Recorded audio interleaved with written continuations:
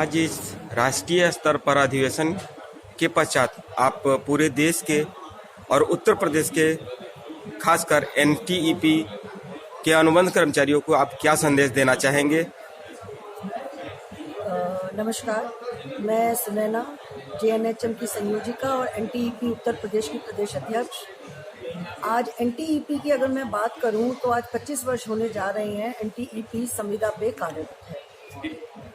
और मेरा हमेशा से ये सरकार से एक प्रश्न रहा है कि अस्थायी नौकरी या संविदा की परिभाषा आखिर सरकार की नज़रों में है क्या?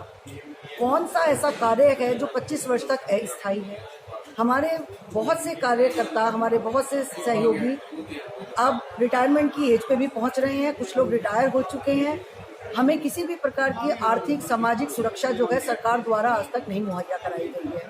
एनटीईपी के कर्मचारियों के लिए विशेष संदेश ये है कि अब हम बीएमएस के साथ जुड़कर एक बड़ा बैनर और एक बड़ा प्लेटफॉर्म है, जिस प्लेटफॉर्म के तहत अब हम इनका एक पार्ट हो गए हैं और हम अतिशीघ्र सरकार से इस प्लेटफॉर्म के जरिए अपनी सभी जायज मांगों को रखेंगे और एनटीईपी के सहयोगियों के लिए, अपने साथी कर्मचारियों के लिए सामाजिक आर्थिक सुरक्षा के साथ साथ नियमितीकरण की पुरजोर पुख्ता मांग को हम सरकार तक पहुंचाएंगे।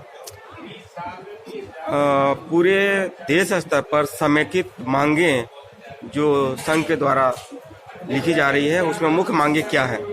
देखिए, संविदा कर्मचारी की मुख्य मांग क्या हो सकती है? संविदा कर्मचारी को सबसे पहले नियमित किया जाए, उसके सेवा काल के वर्षों को 10 वर्ष 7 वर्ष इसकी कोई पॉलिसी बने, उनके जितने भी पद असृजित हैं उनके सभी असृजित पदों को सृजित किया जाए, उनको आर्थिक सामाजिक सुरक्षा दी जाए। मृतक आश्रितों में जिस तरह सरकारी नौकरियों में उनके परिवारजनों को नौकरी मिलती है, हमें भी इस सुविधा का लाभ दिया जाए। आखिर हम हैं तो सरकार का ही उपक्रम ना। केंद्र सरकार का ये कहना है कि आप राज्य सरकार के कर्मचारी हैं, राज्य सरकार का ये कहना है कि हम केंद्र सरकार के कर्मचारी हैं। तो आखिर सरकार हमें ये बताए कि हम किसके कर्मचारी हैं, जबकि भारतीय संविधान के अनुसार स्टेट की परिभाषा में साफ साफ लिखा है कि जिस भी कार्यक्रम में सरकार का इंफ्रास्ट्रक्चर इस्तेमाल हो, पैसा इस्तेमाल हो, कर्मचारी इस्तेमाल हो, वो स्टेट की परिभाषा के अंतर्गत आते हैं और हम इन सभी नियम सेवा शर्तों को पूरा करते हैं। तो आखिर हम किस प्रकार राज्य के कर्मचारी नहीं हैं?